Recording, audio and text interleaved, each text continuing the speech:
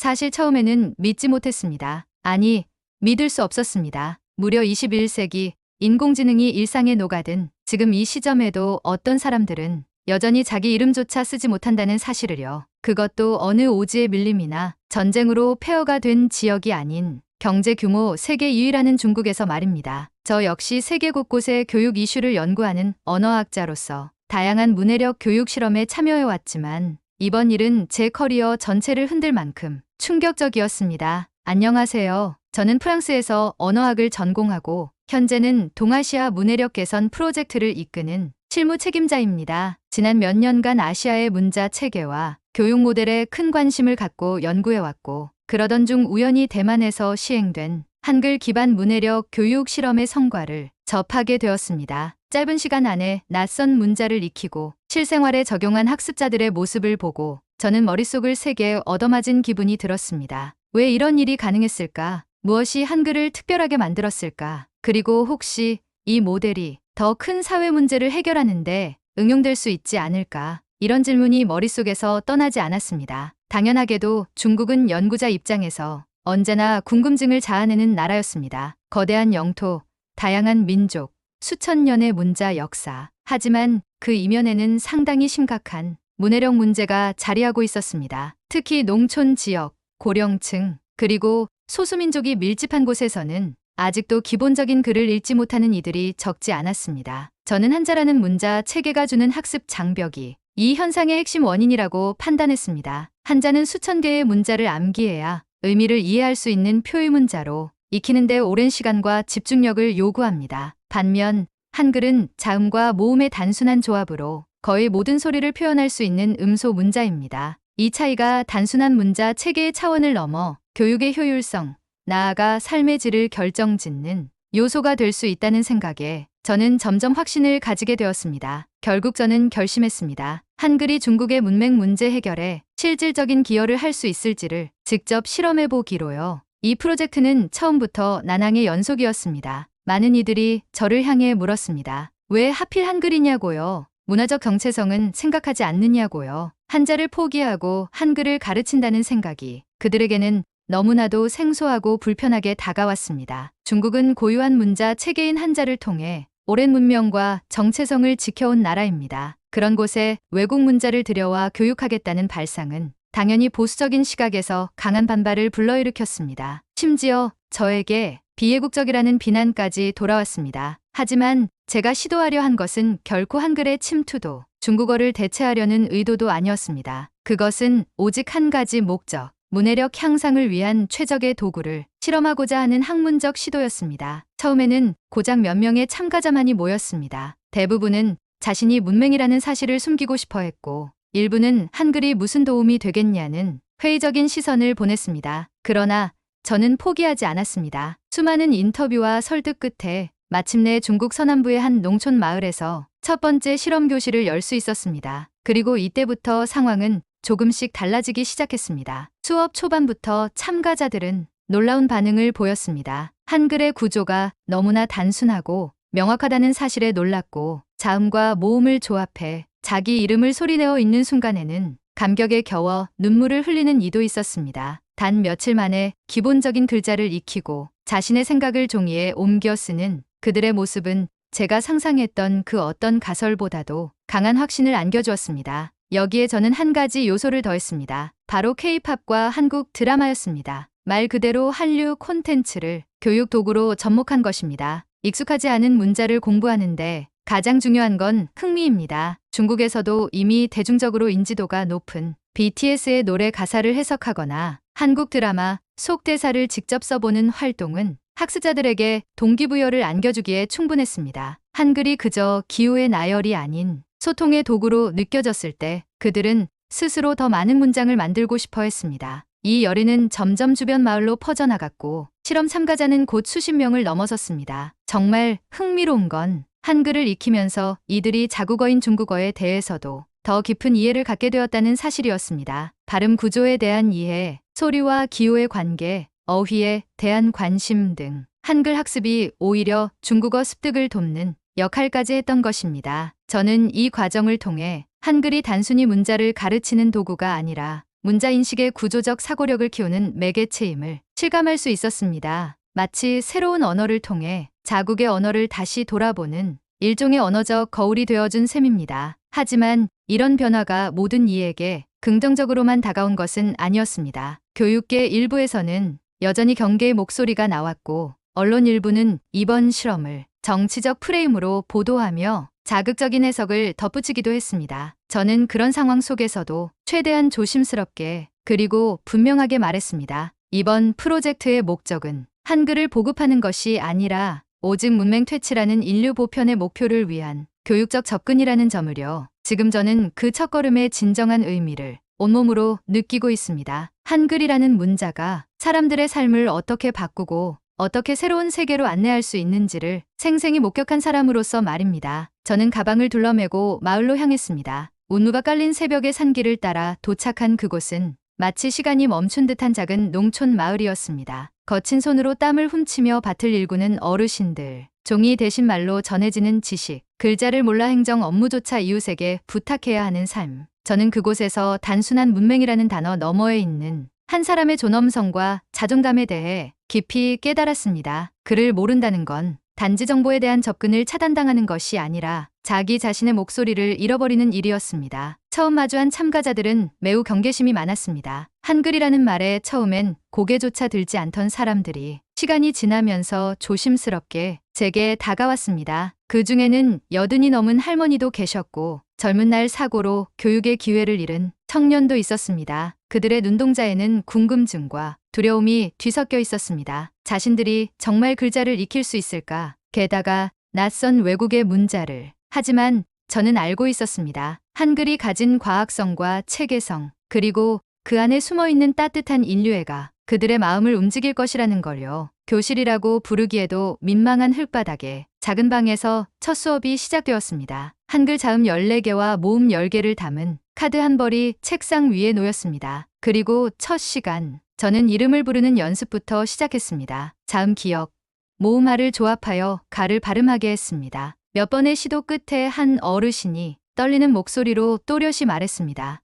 가, 가, 가. 그 소리는 단순한 음절이 아니었습니다. 그것은 두려움을 뚫고 나온 첫걸음이었고 삶을 다시 써 내려갈 수 있다는 선언이었습니다. 그 순간 저는 이 실험이 단지 교육 모델을 검증하는 것을 넘어 인간의 가능성과 존엄을 회복하는 길임을 확신하게 되었습니다. 며칠이 지나자 참가자들의 입에서 자발적으로 한글 문장이 흘러나오기 시작했습니다. 그들은 물건에 이름표를 붙이고 하루 일과를 써 내려갔으며 서로의 이야기를 종이에 적어보기도 했습니다. 한글을 통해 말과 생각이 형태를 가지기 시작하자 그들의 눈빛이 달라졌습니다. 자신이 처음으로 쓴 문장을 들고 와 제게 자랑하는 어르신의 얼굴엔 어린아이 같은 해맑은 웃음이 떠올랐고 저는 그것이 평생 한 번도 받아보지 못한 학습의 기쁨이라는 걸 깨달았습니다. 그리고 저는 이들에게 동기를 더해주고 싶었습니다. 그래서 고민 끝에 한류 콘텐츠를 교육에 접목하기로 했습니다. K-팝은 이미 전 세계적으로 사랑받고 있으며 중국에서도 특히 젊은 세대를 중심으로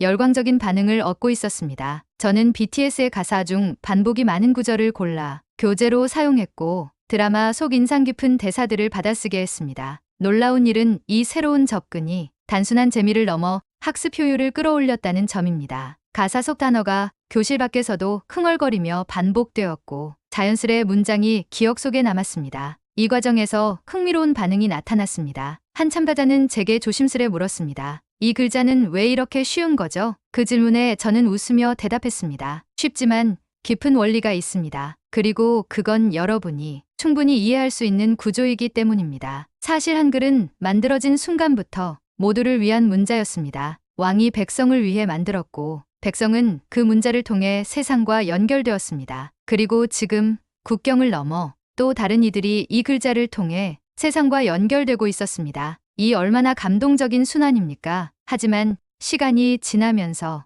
예상치 못한 장애물도 나타났습니다. 인근 교육청에서 우려의 시선을 보냈고 몇몇 마을 지도자들은 정체성에 대한 고민을 토로했습니다. 한자 문화권에서 자라온 이들에게 외국 문자의 도입은 곧 자문화에 대한 침해로 여겨질 수 있었기 때문입니다. 그들의 반응은 충분히 이해할 수 있었습니다. 저는 그들과 수차례 대화를 나누며 이 프로젝트의 본질을 설명했습니다. 우리는 한글을 통해 그들의 언어와 삶을 읽을 수 있게 도와주는 것이지 결코 한자를 대체하려는 것이 아니었습니다. 이 교육의 목적은 단 하나, 그들에게 읽고 쓰는 능력을 선사함으로써 스스로를 표현할 수 있도록 하는 것이었습니다. 가장 놀라운 변화는 문해력 향상이 단순히 글자만이 아니라 그들의 전반적인 삶의 방식에 영향을 미치기 시작했다는 점이었습니다. 어느 날 한 참가자가 시장에서 물건을 사며 가격표를 읽고 흥정을 했다는 이야기를 전해주었습니다. 예전 같았으면 그냥 말없이 지갑을 열고 있었을 텐데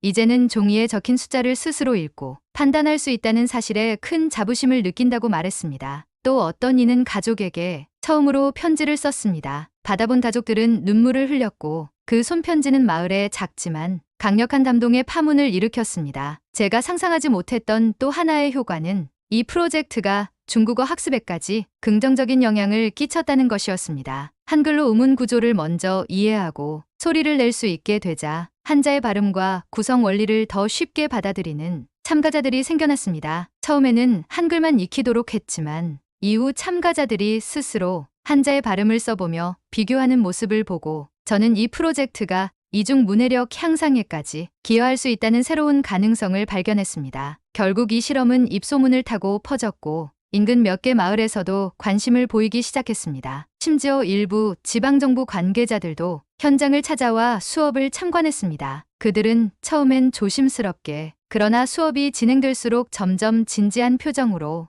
메모를 하기 시작했습니다. 수업이 끝나고 그들 중 한 명이 제게 다가와 이렇게 말했습니다. 우리는 지금까지 왜 이 방법을 생각하지 못했던 걸까요? 이건 진심으로 우리 사람들에게 필요한 교육 같습니다. 저는 그날 밤 오래도록 잠을 이루지 못했습니다. 모든 것이 그렇게까지 잘 풀릴 거라고 기대하지 않았기에 오히려 두려움마저 느껴졌습니다. 이 성공이 혹시 반발을 더 키우는 불씨가 되진 않을까. 하지만 이내 마음을 다잡았습니다. 지금 제가 하고 있는 일은 분명한 가치를 가진 일이었습니다. 이 실험이 단순한 교육 기법의 하나로 끝나지 않고 세계 어디서든 문해력 문제로 고통받는 이들에게 새로운 가능성으로 다가갈 수 있기를 저는 진심으로 바라고 있었습니다. 수업이 일주일을 넘어가자 참가자들 사이에서 분명한 차이가 생겨났습니다. 그 중에서도 한 남성 참가자의 변화는 제게 깊은 인상을 남겼습니다. 쉰이엄은 그는 일용직으로 살아왔고 한자를 읽지 못해 항상 계약서에 도장을 찍을 때마다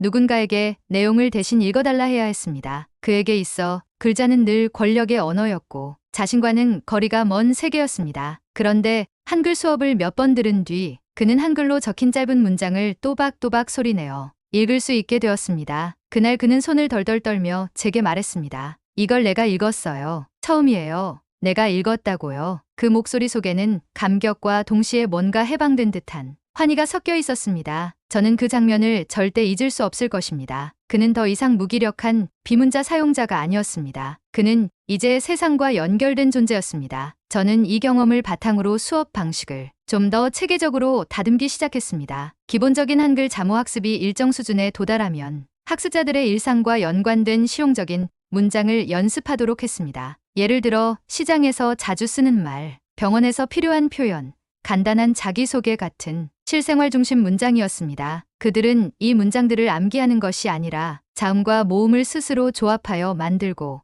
말해보는 과정을 통해 점점 언어의 구조를 이해하게 되었습니다. 이 과정은 단순한 문자 해독이 아니라 사고방식 자체의 확장이었고 그들이 삶을 재구성하는 놀라운 여정이기도 했습니다. 수업 후반부에는 그림책을 도입했습니다. 처음에는 그림만 보고 내용을 유추했지만 점차 짧은 문장과 설명이 붙은 책으로 넘어갔습니다. 자신이 좋아하는 그림을 설명하는 글을 직접 써보는 활동을 했을 때 한 참가자가 그린 마을의 풍경 아래 이런 글을 적었습니다. 우리 마을은 조용하고 따뜻해요. 나는 여기서 계속 살고 싶어요. 그 문장을 천천히 읽던 그는 눈가를 훔쳤고 저는 그의 감정을 굳이 묻지 않아도 알 수 있었습니다. 그는 평생 말로만 해오던 마음속 풍경을 처음으로 문자로 표현해낸 것이었습니다. 그것은 한글이 만들어낸 기적이었고 동시에 인간 내면의 아름다움이 언어라는 형식을 통해 드러나는 찬란한 순간이었습니다. 이쯤 되자 마을 안팎의 반응도 조금씩 달라지기 시작했습니다. 처음엔 단순히 호기심이던 시선이 시간이 지날수록 일종의 경외로 바뀌었습니다. 일부 부모들은 자신의 자녀들도 이 수업을 듣게 해달라고 요청했습니다. 특히 농촌에서는 교육 자원이 부족하기 때문에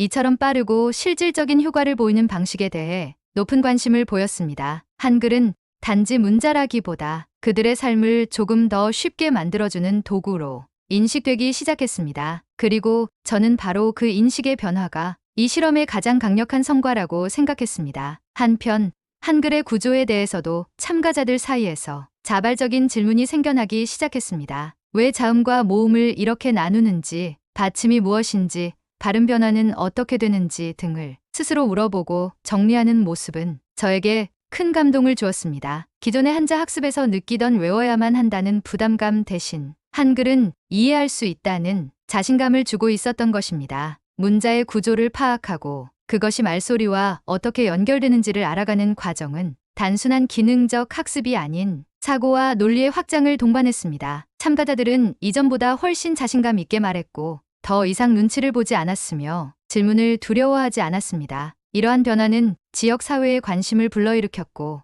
일부 학부모는 기존 학교 교육에서도 한글을 보조 수단으로 활용할 수 있지 않겠냐는 의견을 제시하기도 했습니다. 물론 그것은 조심스러운 제안이었고 여전히 정체성과 관련한 논의가 동반되었습니다. 하지만 중요한 것은 한글이 더 이상 외국의 기호나 문화적 상징이 아니라 배움의 도구로 인식되고 있다는 점이었습니다. 이 관점은 기존의 이념적 장벽을 허무는데 결정적인 역할을 했습니다. 저는 이 프로젝트를 통해 깨달았습니다. 한글이 가진 진짜 힘은 단순히 구조가 과학적이거나 배우기 쉬워서가 아닙니다. 그 문자 안에 누구나 배울 수 있어야 한다는 창제랑시의 철학이 고스란히 담겨 있기 때문입니다. 문자로부터 배제된 이들을 위해 태어난 한글은 지금도 여전히 그 역할을 하고 있었습니다. 그것이 국경을 넘어 시대를 넘어 인간을 다시 인간답게 만들어주는 역할을 하고 있다는 사실에 저는 진심으로 감동했습니다. 그날은 유난히 하늘이 탁했습니다. 마치 무언가 좋지 않은 일이 벌어질 것을 예감이라도 한 듯 흐릿한 햇빛이 마을 위로 삐죽이 고개를 내밀고 있었습니다. 수업을 마친 후 저는 마을 회관 앞 평상에서 어르신들과 차를 마시며 이야기꽃을 피우고 있었습니다. 그런데 한 통의 전화가 걸려왔습니다. 지역 교육위원회에서 급히 저를 만나고 싶다고 했습니다. 목소리는 분명하되 날카로운 긴장이 묻어 있었습니다. 예상은 했지만 그토록 빠르게 찾아올 줄은 몰랐습니다. 다음 날 아침 저는 해당 지역 교육청 건물로 향했습니다. 마주한 이들은 냉정한 표정의 관료들이었습니다. 그들은 제게 곧장 물었습니다. 선생님, 이 프로젝트의 진짜 의도가 뭡니까? 그 질문에는 단순한 궁금증이 아닌 경계심이 짙게 깔려 있었습니다. 이어지는 말들 속엔 한글이라는 외래 문자가 중국 농촌의 침투에 전통적인 문자 체계를 약화시키려는 시도는 아니냐는 뉘앙스가 선명히 담겨 있었습니다. 저는 침착하게 그리고 차분히 설명했습니다. 이 프로젝트는 절대로 한자를 대체하려는 시도가 아니며 오직 문해력 향상이라는 순수한 목적에 기반하고 있다고 말입니다. 하지만 말로 다 전달할 수 없는 감정이 있는 법입니다. 그들의 표정은 여전히 경직되어 있었고 일부는 노골적인 불편함을 감추지 않았습니다. 그중 한 명은 책상 위에 놓인 한글 교재를 들춰보며 말했습니다. 이 글자들을 우리 국민들이 배워야 할 이유가 있습니까? 한자도 못 읽는 사람들이 왜 한글부터 배워야 합니까? 저는 순간 숨을 멈췄습니다. 이 말은 그들이 이 프로젝트의 진정한 의도를 이해하지 못했다는 의미였습니다. 아니, 어쩌면 이해하고 싶지 않은 것일지도 몰랐습니다. 언어는 단순한 도구가 아니라 문화와 정체성의 상징이기 때문입니다. 회의가 끝난 뒤 저는 깊은 회의감에 빠졌습니다. 내가 이 일을 계속할 수 있을까? 이 프로젝트가 과연 끝까지 살아남을 수 있을까? 교육이라는 순수한 의도가 왜 이토록 쉽게 왜곡될 수 있는 걸까? 이 물음들은 밤새 저를 괴롭혔고 결국 저는 심각하게 프로젝트 철수를 고민하기 시작했습니다. 그렇게 마음이 흔들리던 어느 날 제게 한 장의 손편지가 도착했습니다. 보내는 이는 교육 실험에 참여했던 81살의 할머니였습니다. 글씨는 삐뚤빼뚤했고 문장은 완벽하지 않았지만 그 내용은 제 가슴을 벼락처럼 때렸습니다. 편지에는 이렇게 쓰여 있었습니다. 선생님, 나는 평생 글을 몰라서 누가 나를 뭐라 부르는지도 몰랐어요. 그런데 지금은 내 이름을 써볼 수 있어요. 내가 누구인지 이제는 내가 먼저 말할 수 있어요. 정말 고마워요. 우리 수업 계속할 수 있죠? 편지를 다 읽고 저는 한참을 말없이 앉아 있었습니다. 그 순간 확신했습니다. 이 일을 멈춰서는 안 된다는 거요. 어떤 벽이 있더라도 넘어서야 한다는 거요. 저는 다시 한번 마을로 돌아갔습니다. 그러나 그때 또 다른 사건이 기다리고 있었습니다. 수업이 끝나고 한 식당에 들렀을 때였습니다. 저는 한마을 주민과 나란히 앉아 밥을 먹고 있었고 그는 제게 반갑게 말을 걸었습니다. 한국 사람 맞죠? 저도 한국 드라마 좋아해요. 그런데 선생님, 솔직히 말해봐요. 한글 가르쳐서 뭐 하려고 해요? 진짜로요? 그 질문에는 호기심과 동시에 은근한 의심이 숨어 있었습니다. 순간 저는 낯선 공기를 느꼈고 그 낯설고 무거운 감정이 다시 밀려왔습니다. 저는 부드럽게 그러나 단호하게 말했습니다. 제가 가르치는 건 한글이 아니라 사람들에게 스스로의 삶을 읽고 쓸 수 있는 권리입니다. 하지만 대화는 생각보다 순탄치 않았습니다. 그는 한국 드라마나 K-팝에 등장하는 화려한 이미지를 언급하며 한글 교육이 결국 한류 문화의 일환이 되어 자국 문화를 잠식할 것이라는 우려를 표했습니다. 저는 그에게 묻고 싶었습니다. 자신이 한자 교육을 30년 받아도 읽지 못한 글을 왜 외국 문자는 단 일주일 만에 읽을 수 있었는지, 그것이 단순한 국가 이미지나 문화의 문제가 아니라 시스템의 문제이자 구조의 문제라는 걸. 그러나 그에게 그런 설명은 아직 이른 듯 보였습니다. 말로는 충분하지 않았습니다. 바로 그날 밤 저는 생각을 바꾸기로 했습니다. 이제는 한글의 우수성을 입으로 설명하는 것이 아니라 몸으로 보여줘야 할 때라고 판단했습니다. 그래서 저는 한 가지 특별한 계획을 세웠습니다. 참가자들과 함께 인근 도시로 글자 읽기 여행을 떠나는 것이었습니다. 그동안 배운 한글로 간판 읽기, 음식 주문하기, 대중교통 이용하기 같은 실제 생활 속 경험을 해보자는 취지였습니다. 그 도시는 한국 문화거리로 알려진 지역이었고 곳곳에 한글이 병기된 간판이 많았습니다. 그날은 마치 수학여행을 떠나는 학생들처럼 모두 들뜬 표정이었습니다. 버스 안에서는 각자 배운 노래 가사를 흥얼거렸고 스스로 식당 메뉴판을 읽으며 음식을 골랐을 때는 박수가 터졌습니다. 가장 인상 깊었던 장면은 한 학습자가 카페에서 종업원에게 천천히 말하던 순간이었습니다. 저는 커피 주세요. 따뜻한 거요. 종업원은 웃으며 정확히 주문을 받아주었고 그 학습자는 그 자리에서 눈물을 보였습니다. 평생 누군가의 도움 없이 무언가를 요청한 것은 처음이라고 했습니다. 그 장면을 보던 제 눈가도 어느새 뜨거워졌습니다. 이 작은 한마디가 사람에게 얼마나 큰 힘이 되는지를 저는 그때 완전히 깨달았습니다. 이후 마을로 돌아오는 길,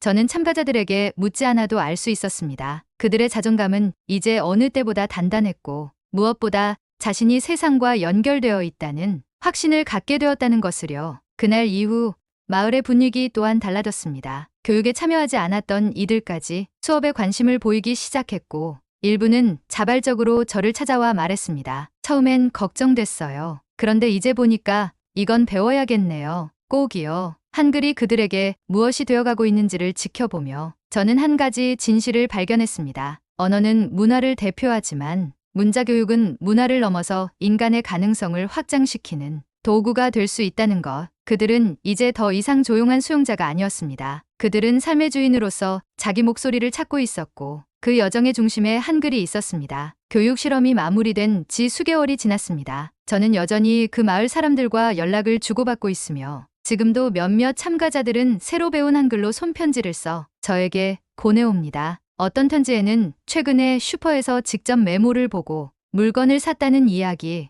어떤 편지에는 손주에게 한글로 사랑한다는 말을 적어줬다는 따뜻한 고백이 담겨 있었습니다. 글씨는 서툴지만 그 마음은 누구보다 선명했습니다. 시간이 지나면서 저는 이 프로젝트의 본질이 무엇이었는지 점점 더 깊이 이해하게 되었습니다. 그것은 단순히 문자를 가르치는 일이 아니었습니다. 그것은 자신을 인식하는 언어를 되찾아주는 일이었고 타인의 세상에 들어가는 열쇠를 쥐어주는 일이었습니다. 그리고 그 중심에는 너무나도 단순하지만 그래서 누구에게나 다가갈 수 있는 한글이 있었습니다. 이후 저는 국제교육 포럼에 초청받아 이 실험을 발표하게 되었습니다. 발표가 끝난 뒤 여러 나라의 교육 관계자들이 제게 다가와 물었습니다. 한글을 우리 교육에도 도입할 수 있을까요? 저는 망설임 없이 고개를 끄덕였습니다. 물론입니다. 한글은 소수만을 위한 문자가 아니라 누구나 접근할 수 있는 언어의 기본 구조를 담은 문자이기 때문입니다. 그리고 그날 저는 다시 한번 느꼈습니다. 한글은 단순한 문화재가 아닙니다. 그것은 살아있는 구조이고 끊임없이 진화할 수 있는 교육 도구입니다. 하지만 이 과정에서 저는 한국이라는 나라가 가진 독특한 저력을 다시 바라보게 되었습니다. 단지 문자의 우수성만이 아니었습니다. 그것을 만들고 보급하고 보호해 온 한국 사회의 태도, 그리고 세계와 나누려는 의지가 인상 깊었습니다. 세계 어느 나라가 왕이 백성을 위해 문자를 만들고 그것을 지금까지 무료로 가르쳐주며 외국인이 배우는 것에 기꺼이 손 내미는가. 그런 철학이 있었기에 한글은 지금 이 순간에도 경계를 넘어 마음을 넘고 있습니다. 물론 앞으로의 길이 순탄하지만은 않을 것입니다. 여전히 문화적 경계는 존재하고 교육 현장에서는 수많은 현실적 고민들이 동반됩니다. 그러나 저는 확신합니다. 한글은 그 모든 문을 두드릴 수 있는 힘을 지니고 있다고. 그리고 언젠가 한글은 문해력 향상의 도구를 넘어 세계 시민이 함께 나눌 수 있는 지식의 공용 언어 중 하나로 자리 잡을 수 있을 것이라고 말입니다. 제가 처음 이 프로젝트를 시작했을 때는 단지 실험이었습니다. 그러나 지금